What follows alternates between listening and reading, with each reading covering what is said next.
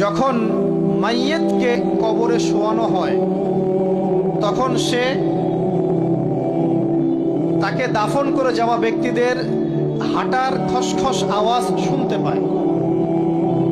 এরপরে তাকে যখন শুইয়ে দেওয়া হয়, সে যদি মুমিন ব্যক্তি হয় তাহলে তার মাথার দিকে তার সলাত এসে দাঁড়িয়ে যায়।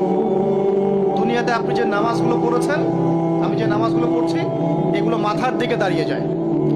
ডান দিকে চলে আসে তার সওম মানে কি? রোজা। বাম দিকে চলে আসে যাকাত।